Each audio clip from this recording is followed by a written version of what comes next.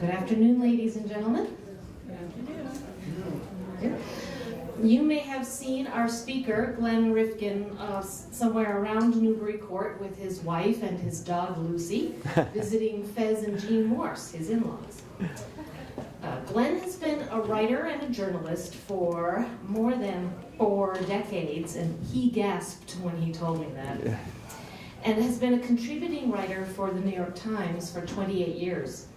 You'll recall that last year we had him come and talk about the documentary Obit, and that was because he has written obituaries, among many other things, for the Times. At one time, he was a regular columnist for the Concord Journal, and that resulted in his book, Thoreau's Backyard, a collection of journal columns about life, family, and walks in the woods. Today, he will talk about his book, and the man who inspired it, Future Forward, Leadership Lessons from Patrick McGovern, the visionary who circled the globe and built a technology media empire.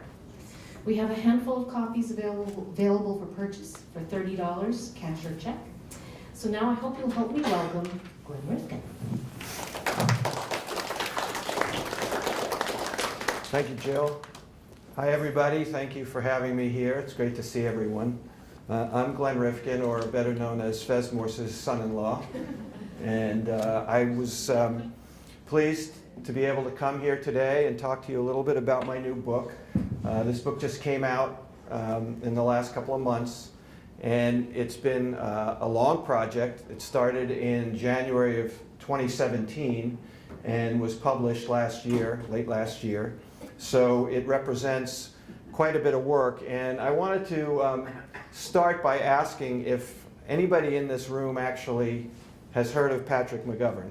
Show of hands. I see 1, 2. Pretty much. Oh, there's 3. Okay. I asked the question because this is a man who was one of the great pioneers of the technology industry, and yet, unlike Steve Jobs and Bill Gates and Ken Olsen, most people have never heard of him. And it's quite amazing since he actually he started this company, IDG, and ran it for 50 years until his death. Sadly, he died in 2014 at age 76. And I got to work with him. So that's a little bit of the background. The reason I did this book is back in the 1980s, I actually worked for the company IDG. And IDG, just as background, is a giant technology media company that's all over the world. You may have heard of the publications that came from it: Computer World, PC World, Mac World. Many of you probably know the books, the 4 Dummies books, that just are everywhere, and there are thousands of those titles. That started at IDG. So this guy was a real visionary, and he really was responsible for telling the story of this whole industry, the information technology industry, from its earliest days up until, sadly, when he died in 2014. He never expected to leave so soon, and he was still assuming he was going to keep working and keep driving this company forward.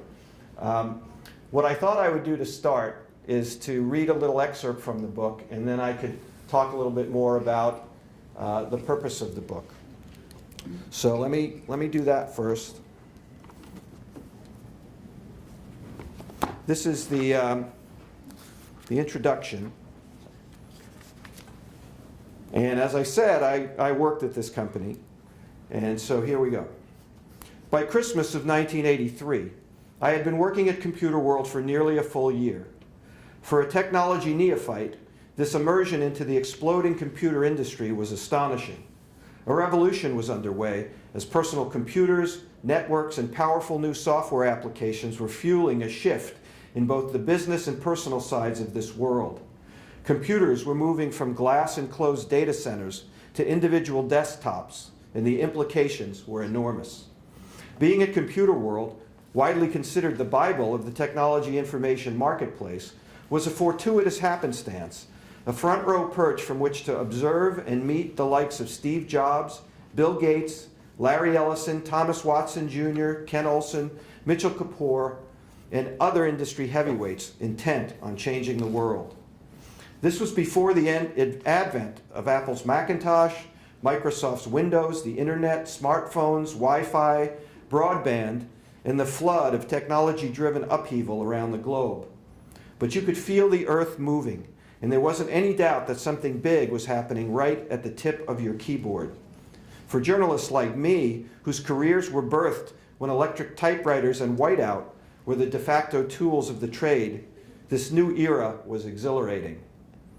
Inside Computer World on a wintry afternoon, a couple of weeks before the holidays, a buzz of a different kind was sweeping through the weekly newspaper's editorial offices in Framingham, Massachusetts.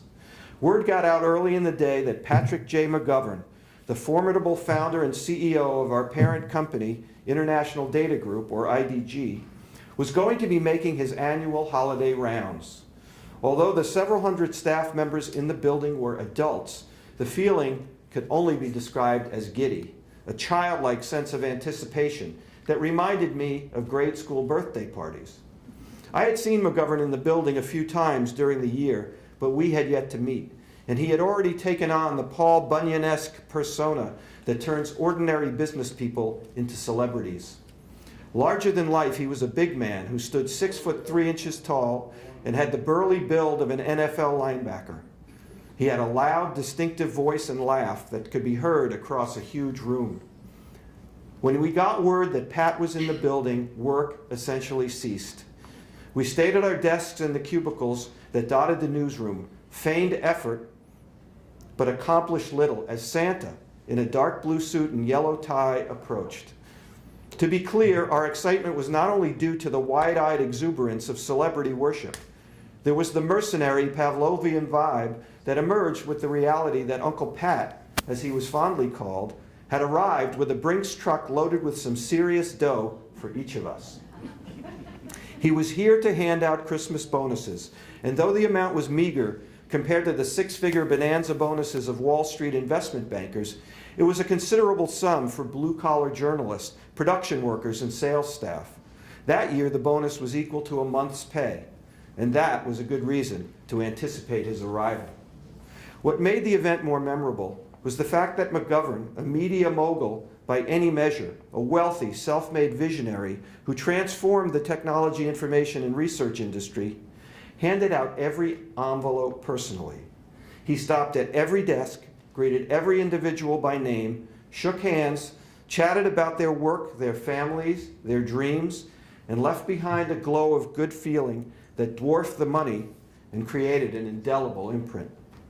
The fact that he did this with every employee in the company in every office in the United States was mind-boggling. By the time I joined, there were 13,000 employees around the globe and 5,000 in the United States alone. The scope of his effort, his determination to make that personal connection, spoke volumes about the man. For those of us who had worked at other companies, the idea of the CEO personally delivering a bonus and a good word was pure fantasy. If you were lucky, you got a cooked turkey, a Swiss Army knife, or a holiday memo from the chief to the troops. The odds that the CEO would personally deliver said turkey were very slim. But Pat McGovern was a different kind of executive, an iconoclast who was driven not merely by profit, but by a desire to better the lives and careers of his employees and a lifelong calling to understand technology's impact on humanity. He was indeed on a mission. When Pat McGovern started the company in 1964, not long out of MIT, he had a perfect combination for entrepreneurial success: an abundance of self-confidence, a prescient vision, and a wellspring of curiosity to find out what he didn't know and spread this information around the globe. In an era when computers were giant, mysterious, unattainable machines guarded by the high priest of the data center, McGovern foresaw an immense shift in the power of these machines to impact individuals, to enhance the human brain, and to spawn a better future. That he operated in a familiar manner and built an employee-friendly corporate culture just added to his reputation. In the 1980s, the era in which Gordon Gekko declared greed is good, Pat McGovern chose to share the wealth. That's not to say he wasn't making a fortune for himself, because he was. He became a billionaire, and he was a regular on the Forbes list of the richest people. What he proved was that by being good to his employees turned out to be very sound business. I'll skip ahead here. I can't remember what he said to me during our brief encounter that first Christmas in the Computer World offices back in 1983. My boss at the time, like all managers, had given him whispered details about some article or project I had completed so he could congratulate me on a job well done. It didn't matter that he had a verbal crib sheet with which to engage me and everyone else. What I do remember was that he looked me in the eye, listened to what I had to say, and gave me a clear message that he'd remember me from then on. No help required. So that was my introduction to Pat McGovern. As you can imagine, as a worker bee in a company, that was a pretty powerful impact. And it was something that he continued to do throughout his 50-year tenure in running this company. Not only that, by the way, just to give you a sense of what this man felt about his employees. If you worked there for 10 years, he took you out to dinner, usually at the Four Seasons or a comparable really nice hotel in either downtown Boston or whatever city you were in, because he would travel to see you if you were celebrating that anniversary.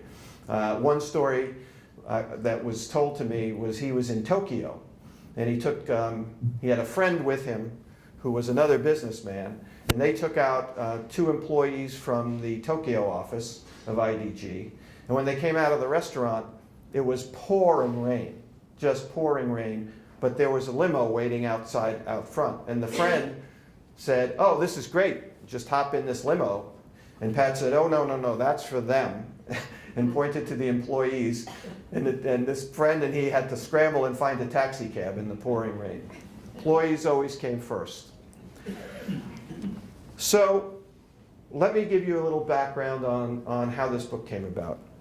As I told you, Pat sadly passed away in 2014. I had known Pat not only from my time working there, I actually worked for him personally for a couple of years, writing speeches, ghostwriting articles occasionally. So I got to know him pretty well. And he was indeed an amazing guy. And so when he died, over the years I had had an opportunity to interview him for various articles, sometimes for the New York Times. I did a fairly big profile of him for another magazine, not knowing how ill that it turned out he was. And every time I would see him, when we were ready to say goodbye, I would say to him, "Pat, when are we going to do your book?" And he would always laugh and he'd say, "Oh, well, I'm not ready to do that yet. There's just so much more to do." So sadly, he died and we had not done his book. But in late 2016, his son, Patrick McGovern III, called me out of the blue. I'd never met him. And he said, "I was given your name and I want to have somebody write a book about my father for his legacy. Would you be interested?" And so there was this sense of serendipity, like I was really meant to write this book. I wish I could have written it with him, but instead I wrote it about him. What ended up happening was, as I began work on the book, my initial thought was that this book would be a business biography. And I started working towards that end, but it occurred to me that, as we saw by our informal poll here, most people didn't know who he was. And since he was already gone and business biographies don't sell that well anyway, I said, this is not the path I want to take. So I refocused the book on the leadership lessons that Pat McGovern left behind. Because he left a countless list of great leadership skills that he either knew intuitively or learned along the way, along his long journey, for how best to run an organization. And so it seemed to me that that would be a much more interesting book. It would be a book that business people would find interesting today, because the lessons that he imparted on the world are as relevant today as ever. So that became the focus. And I proceeded to then interview literally hundreds of former IDG employees, current IDG employees, customers, It was a great experience, by the way. I got to go to China, I got to go to India, I was in Europe. And why was I there? Because Pat McGovern from the very beginning said this is going to be an international company. He even named it International Data Group when it was nothing but a little startup in a little gray house in Newton, Massachusetts. And the only international was that you could get on the Mass Pike pretty quickly, go to the airport and get on a plane. And very soon he did that. He saw that there was going to be a need for this type of information all around the world, and he took off quickly and decided that the best thing he could do would be plant these seeds all around the globe, and that's what he did. One of the things that occurred to me when I was here the last time talking about my New York Times work, I discovered that there were a lot of MIT folks in this at Newbury Court, which I found fascinating. I don't know, is anybody in the room now an MIT person? Here we go.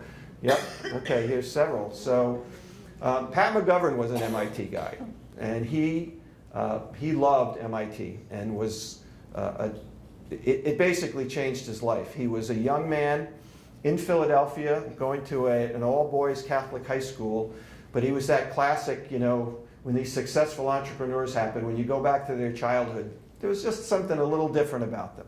They were a little more curious, they read a few more books, and they were just very ambitious. And he was just one of these guys who read everything, couldn't get enough information.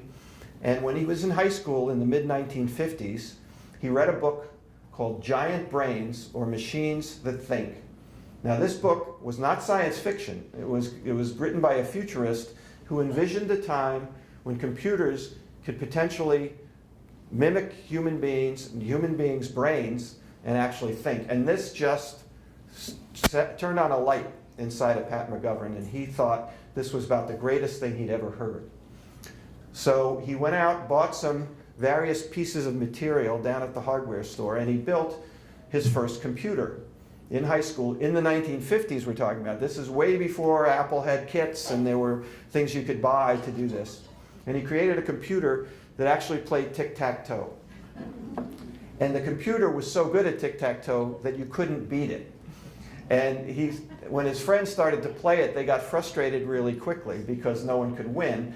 So he put a tweak on the back, a little counter, so that there would be a chance for you to win every few tries. It was random, but he saw that way people were much more interested in it. And he entered this computer in a science fair in Philadelphia, and he won.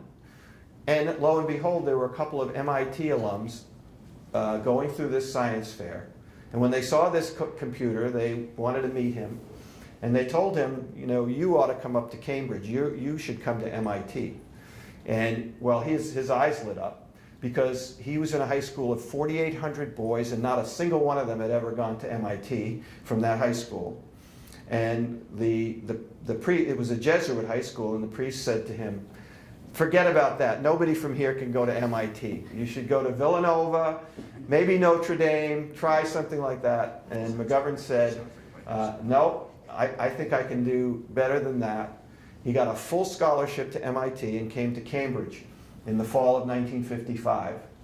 Well, you can only imagine a guy like this in a place like MIT. It was just a match made in heaven, and he really flourished when he was there. And what he chose to do, right from those earliest days, was to focus on the coming together of the human brain and technology.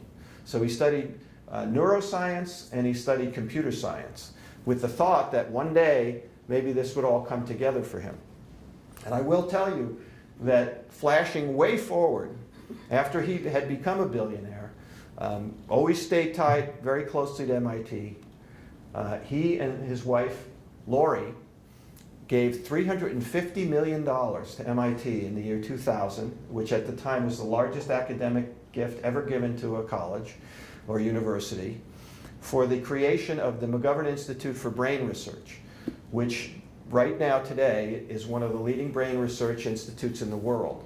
And Nobel Prizes, they already have Nobel Prize winners on the faculty, but believe me, some of the work that's being done there will earn some more Nobel Prizes. One of the projects going on there now is called CRISPR, And you may have heard about it on the news or read about it. It has the potential to change our lives greatly. And that's all I can say about it because I don't understand all the details. But it's a remarkable place. And so this was Pat's connection to MIT. And in fact, this photograph is in the atrium of the McGovern Institute for Brain Research. It's a beautiful steel and glass building right in Tech Square and Kendall Square, and just amazing stuff going on there. But back to his journey along the way. What Pat decided to do coming out of MIT was he started to work at one computer publication that existed in 1959. And lo and behold, it turned out the editor of this publication was the man who wrote the book, Giant Brains or Computers That Think, the very book that had triggered Pat's fascination with technology. So when he found out this gentleman, whose name was Ed Berkeley, was working on this magazine out of where? Newton, Massachusetts, of all places. He could have been anywhere, but he was in Massachusetts. So Pat went out, said, oh my God, I've read your book, and actually proved to him that he read the book by pretty much repeating it back to him. He got hired on the spot and became the technology editor for this magazine. And that made him shift his focus from becoming a researcher or teaching to saying he was fascinated with the idea of the communications that publications let you impart to the world.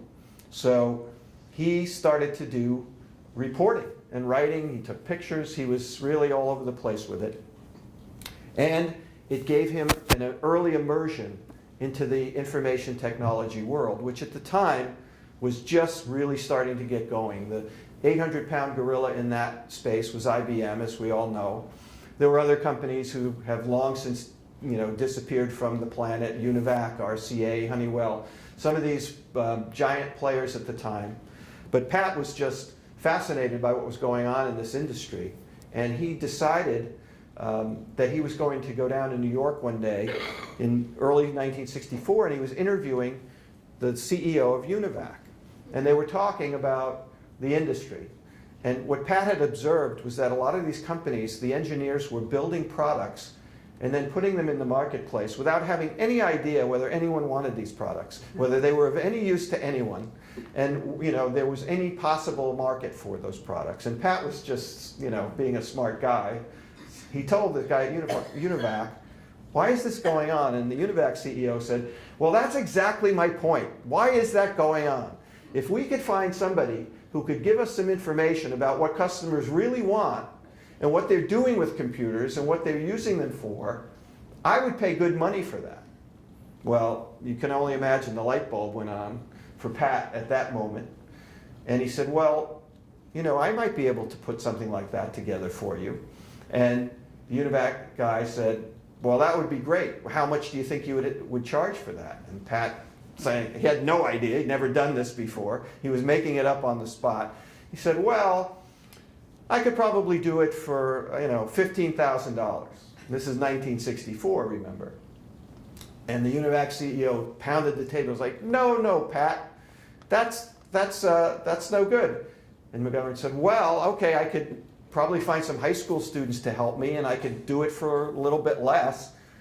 And then the CEO said, no, you're not paying attention. You don't want to charge less. You have to charge way more. Otherwise, it won't have credibility. People want to pay a lot of money for this kind of information. Well, that was pretty delightful for a guy like Pat. So in other words, the more I charge, the more people are going to want it. That's a pretty good business model. So he raced home. He spoke to Ed Berkeley. He said, we should start a research firm to do all this research for these companies. And Ed Berkeley said, I don't want anything to do with that. I'm a magazine. If you want to do it, go ahead. So he did. And that was the beginning of IDG. That's what he did. He founded the company. He sent out letters to 20 companies asking people to send him information back, thinking he would never get anything.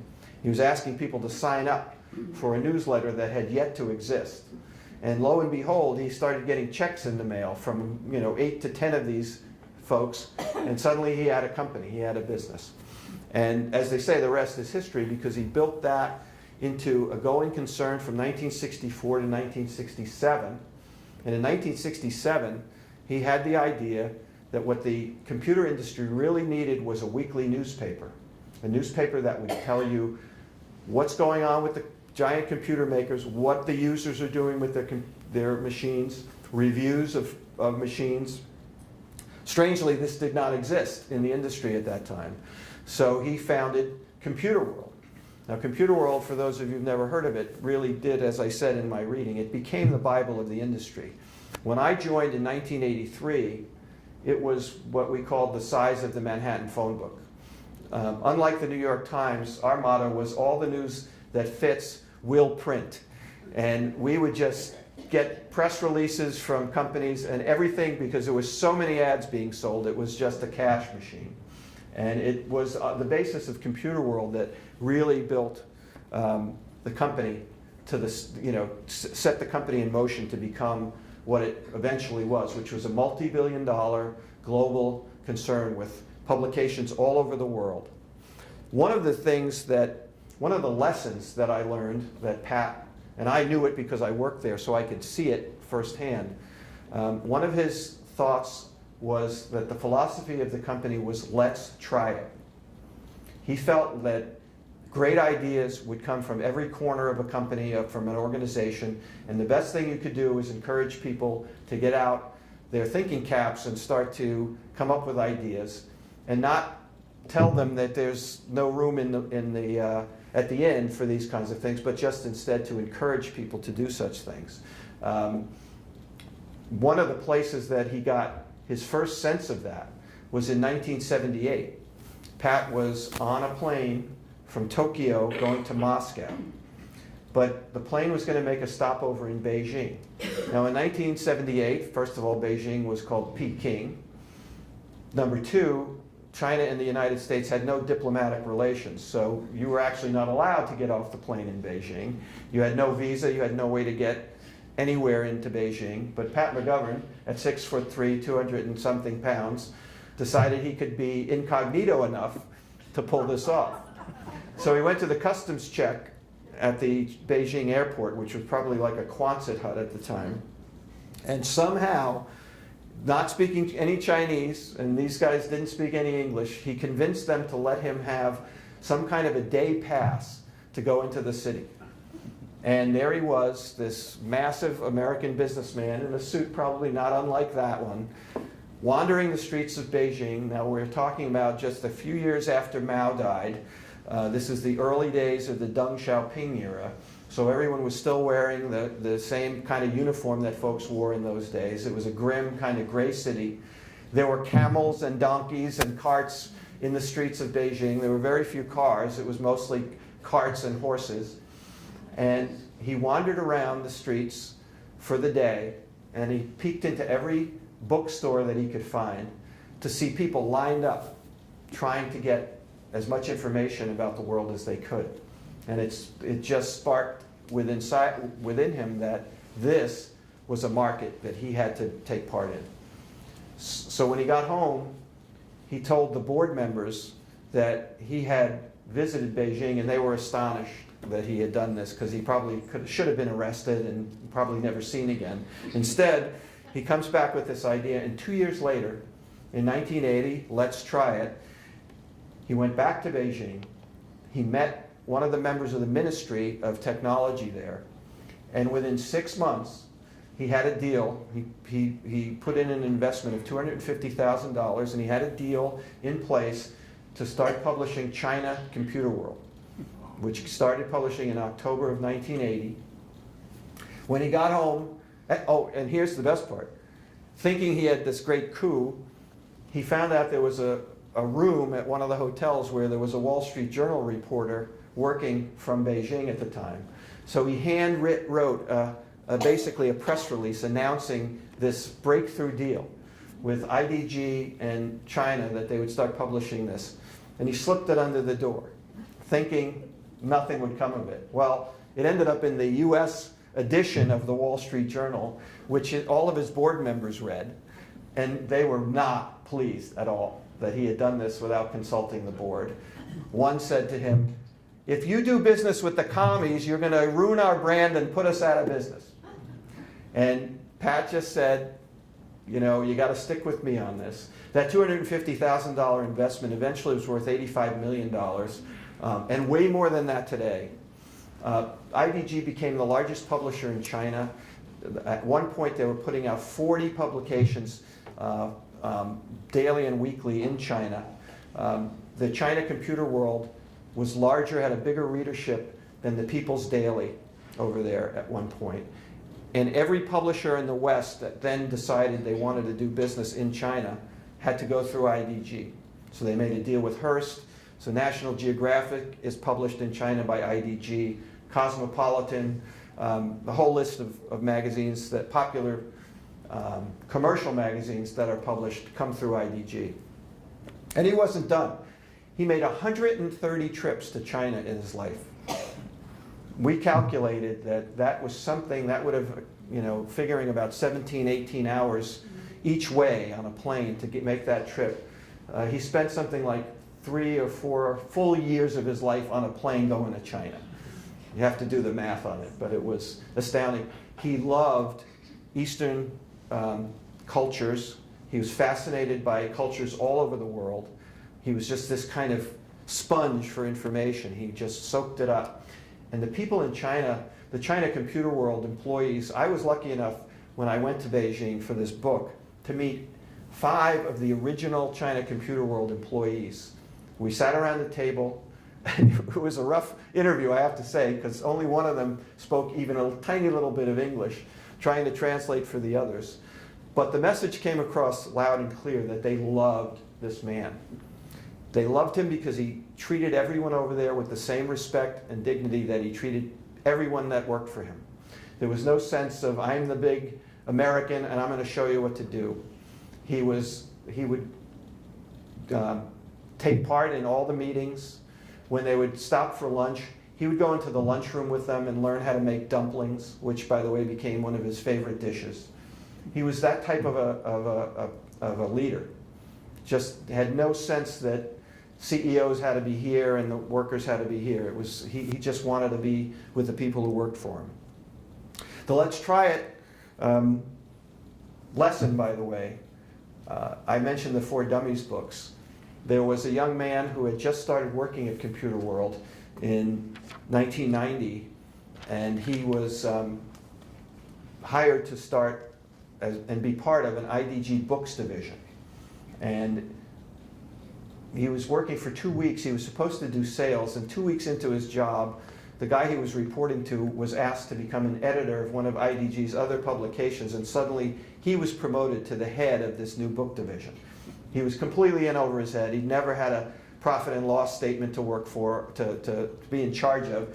But he was an ambitious young guy, and he started putting out IDG books, and they were so boring that all the money that had been invested in this division started disappearing really quickly. So he got desperate, and he remembered a story somebody had told him over dinner one night in New York. This guy had said, yeah, I was in Computerland. You guys remember Computerland and CompUSA, those stores back in the 80s that sold computers?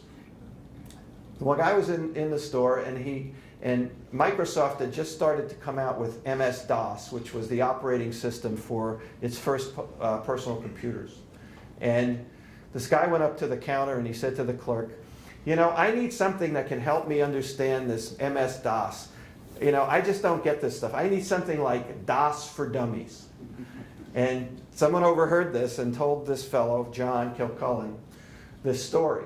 And he never forgot that. DOS for Dummies just stuck in his brain. So he said, what if we put out a book called DOS for Dummies? It will be a how-to guide for how to navigate the waters of this technology for people who want to know but aren't computer scientists. So now keep in mind, this is well before YouTube and all of these things. You can just go online now and find the answers to everything. There was no Google. It was, you know, in the days when you actually needed books to do this. Well, he presented this idea to a couple of people and said, what do you think? And the response was, well, that's ridiculous. We can't call our readers dummies. That's just insulting them. So he ended up going to Pat McGovern directly. And he's told Pat the idea, and Pat hesitated and said, well, it is kind of insulting for our readers, but let's try it. Now, the For Dummies books, for those of you, anybody here who doesn't know what they're about, they became, what's that? I had one. Oh, well, yeah. They're famous for their black and yellow brand colors. You can't miss them in the bookstores. And those books, Das for Dummies, sold 10 million copies. The next few just were one big hit after another. People loved them. The guy had this concept that maybe we could expand beyond technology with these titles, which was not part of Pat's mission. If you were talking about information technology, that was good. But he didn't want to try to get into other markets. But this guy said, let's try personal finance for dummies. And Pat said, all right, let's give it a try. That book sold like 20 million copies. And it set off the exploration of every single topic you could imagine for dummies. Which culminated, you may remember Dr. Ruth Westheimer came out with Sex for Dummies, and that may have been their biggest seller of all time. Some of the IDG board members were not thrilled that they were going in that direction, but the books made a lot of money, and so everybody was happy. What other lesson? Pat believed heavily in optimism. He was one of the most optimistic people you would ever meet. He was a guy who ended every meeting, no matter what he was talking about, no matter what gathering. And I was at several meetings with him. I went to Christmas parties with him, and he always ended the evening by saying, the best is yet to come. And there were some hard times over 50 years running a business from the 60s to the mid-2000s. Yet nothing ever daunted him. I had so many people tell me stories that the wolf would be at the door, pounding on the door, and Pat just never wavered because he felt and believed strongly that they would get through it. If you believed in your people, worked a little bit harder, made some deals. He wasn't naive, believe me. This guy knew he had a photographic memory I forgot to mention. He knew every number of every business unit. So if you came to him with your annual report on what your unit was doing, he knew the numbers better than you. So you better have all your T's crossed and I's dotted before you sat down with him. So he was no fool, but he was just an inveterate optimist. And he believed that optimism was something really important for an organization to build around. That if you think of the gloomy CEOs who are always looking at the dark side and the troubles that are going to come ahead and cutting back, these companies don't last very long. But IDG just ran differently. I will tell you from personal experience, when I was there in the 1980s, there was another company in the technology publishing business named Ziff Davis, and they were putting out rival publications to us. And it was a war of talent. So everyone was getting recruited to go from one company back to another. I got recruited to go to Ziff Davis at one point, and they offered me more money. But I had heard already that their environment was really cutthroat, and you were working like 60-hour weeks and more, and everything was just, competitive, stab in the back kind of environment. Meanwhile, IDG was just the opposite. It was a familial place. The culture was that of, really collegial, people watching out for each other. And I lived it, so I know it's true. It would be hard to believe if you just heard it, but I was there, and I got this sense of what it was like to work, and it all emanated from him. This was the kind of place he wanted to run. He was not happy when people left, but he used to say, they'll be back. And sure enough, a good percentage who left came back. The only reason I didn't come back was because I started writing for the New York Times, and I felt like that was, career-wise, going to be a better path for me than working for Computer World. The other thing he did, one of his other lessons, was very early on, before it became a business trend, he believed in decentralization, decentralized management.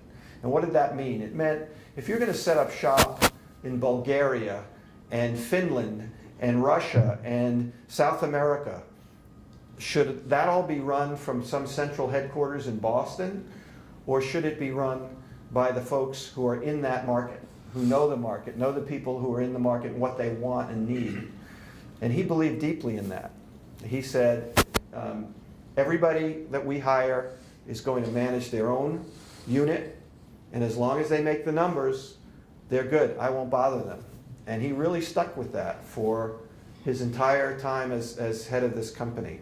And what he did was he encouraged the sharing of information around the world from these business units. And I spoke to people, like I said, all in my travels. They would go to what they'd call the Worldwide Managers Meeting, and it was often in some exotic place from Alaska to Beijing to India, and they would gather and they would share best practices with each other. And in so doing, it made the entire company stronger. It was a great motivator for people. You weren't competing with the other units, but you were finding ways to help them succeed. And if you were new, managing a business unit, you could find 5 people who would say, yeah, if you have a question about this backroom issue, here's the guy to talk to. And it smoothed the way for people to succeed. And people really succeeded. The list in my book, and I don't have it memorized, but in my book is a list of former IDG managers and executives who went on to run National Geographic and Playboy magazine and just a whole list of very successful publications. And they all, to a person, will tell you that what they learned, what got them to succeed, they got from Pat McGovern. So it was quite almost like a master class if you got to work with him. He was also a remarkable and indefatigable guy. So nothing could slow this guy down. He lived, essentially his home address was in New Hampshire, and then he had a home in Hillsborough, California. But he actually lived in a suite at the Ritz-Carlton in downtown Boston because he was almost never there. And the reason he went there was because he could get to the airport at Logan in about 5 minutes. And he traveled on planes 300,000 miles on average a year. 300,000. Basically lived on planes. He was also frugal. So he didn't believe in traveling first class. Now, can you imagine this big guy stuffed into coach on an 18-hour trip to Beijing? But he never complained about it, and woe to the manager at IDG who got on a plane and thought he could be in first class, and Pat got on the plane and saw him sitting in first class, which happened 2 or 3 times. And but it never happened again. He made it clear to whomever that was not okay. That's not how they wanted to spend their money. How are we doing on time here? The last thing was I did mention the Brain Institute, and I come back to that because it illustrates what for Pat really was the legacy he wanted to leave. He said I have a video of him talking about his legacy, and he really did want to leave the world as a better place where he brought together these 2 disciplines. The idea that artificial intelligence would one day actually change the world, that machines could actually start to think. And he wasn't doing this for nefarious purposes. It was because this was a way to make the world a better place. He believed that if people had information, they didn't have to have war. They knew what was going on in the world. They could trust what was going on in the world, the information they got. There would be less need for people to have war, and that was a big motivator for Pat. So he felt that the Brain Institute would be a place where this kind of research could come together and that great things would happen, mostly finding cures for all these diseases that we fear, diseases of the mind, Alzheimer's and Parkinson's and dementia and all of these things that people have yet to be able to find cures for. He felt that this Brain Institute would be one of the great centers for studying this. Multiple disciplines would come together in this place, which is what's happening there now. So it's a beautiful place. It's a beautiful legacy for Pat. And he was just this remarkable man.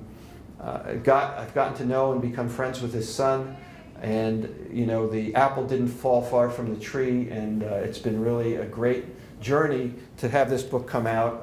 I found out this morning the book is actually going to be published in China, so that was great news and exciting. So with that, let me take some questions. I have a few minutes left. I thought we could take some questions. Grab microphones. Talk to them here. Does anybody have a question? Well, I know I have one. Okay, start it off. You just mentioned the son. I found myself wondering, since he asked you to do this book, I assume that he had a good relationship with his father. I was wondering if he talked about whether or not his leadership qualities translated to good parenting as well, or was he never there? Okay, so that's a great question, and that's come up. I've done a couple of events with Patrick, his son, and that did come up, and it came up for me too, because he was a great father, but he was never there. So how does that work? Well, if you know anybody who's an entrepreneur and a really successful entrepreneur, that's really their number one priority in the world, and it almost has to be if you're going to be a success at it. So his first family and love was the company and the business. However, as his son said, he always managed to be there for birthdays. He always managed to he had 2 children, let them know that he loved them very much and that he was there for them. Neither one of them worked for the company. He was not interested in having, it was not called McGovern Technology for a reason. His son Patrick actually made his way on his own, was an investor and worked in various startups and has done very well on his own. Inherited some of his father's smarts, obviously. But it was tough. There were times when he was just not around. The first marriage, Patrick's mother, they divorced, and she just felt like she was married to a ghost. He was not there, and that does happen. I mean, you can pretty much read the biographies of any successful entrepreneur, and it's hard for them to get home at 5 o'clock to have dinner with the kids. Anybody else? Questions? Hang on, Ruth.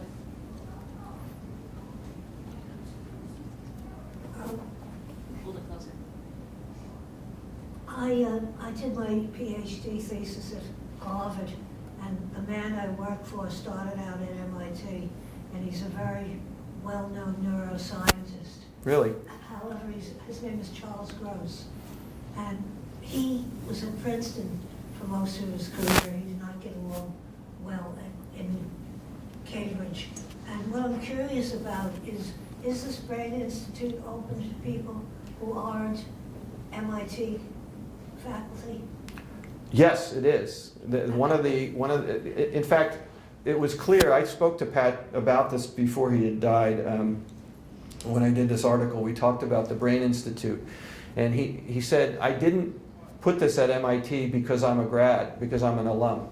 I was looking for the best place for this institute, and what I insisted on was that it be multidisciplinary and that it would be open to researchers from other places. Because the idea is, what are you going to achieve here, not how do you put an MIT sticker on everything. And he felt very strongly about that. So it is a collaborative institute.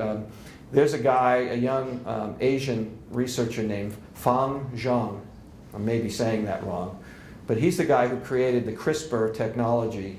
I've talked about it. Maybe you'll read about it.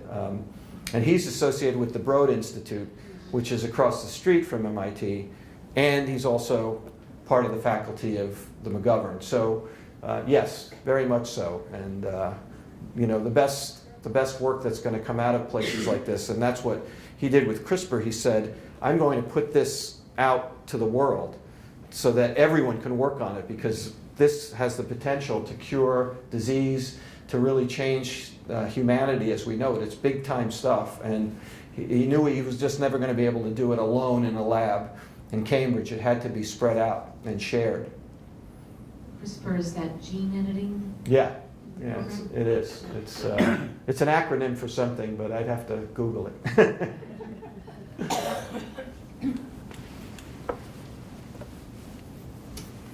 This is not so much a question as an anecdote. Uh-huh. I was thinking when you were talking about the very early days of the computer. When I got out of business school, I was working at the John Hancock Company in their investment department doing private placements of debt. And for the first couple of weeks that I was there, my boss called me and said, we have one of our customers coming in for a meeting. So I went in and sat down, and this really large guy came in with a very stereotype of a cheap suit and sat down, and the first thing I noticed was he was wearing white socks, which were the elastic was all gone, and they were down around his ankle bone. And he was exposed with about 6 inches of a very pale flesh on his leg. And all he was talking about was, well, he needed this money. He wanted to borrow from Hancock to, he's converting this old textile plant out in Maine into a manufacturing facility. Of course, the man was Ken Olson. Wow. Well, that's good.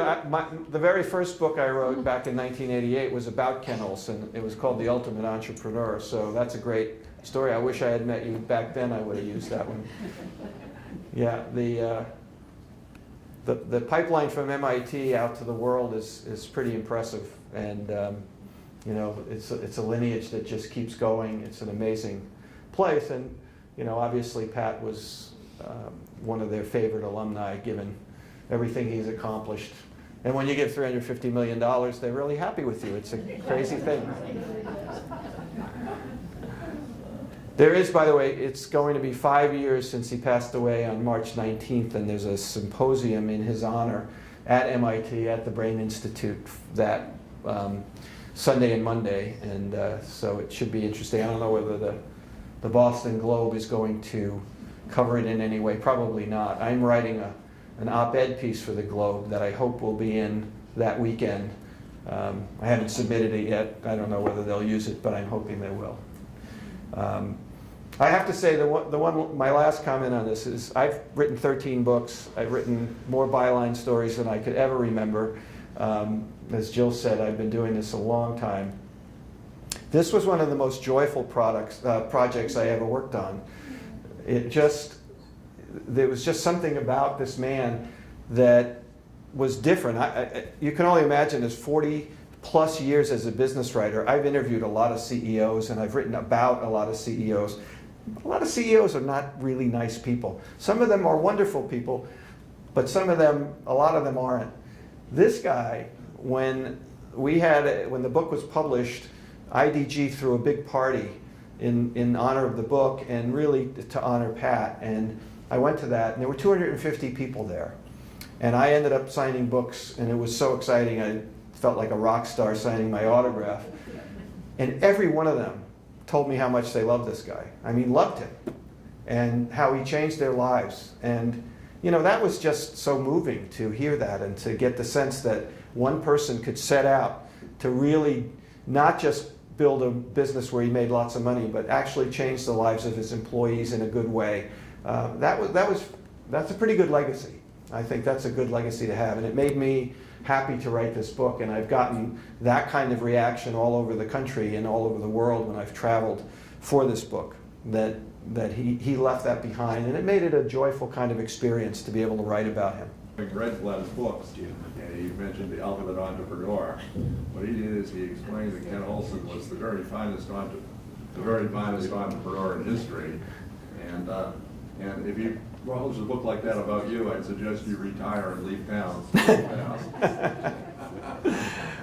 Yeah, well, 10 years later, Digital Equipment Corporation didn't exist anymore, so from the sublime to the ridiculous on that one. Great, well, thank you so much for having me. This was fun.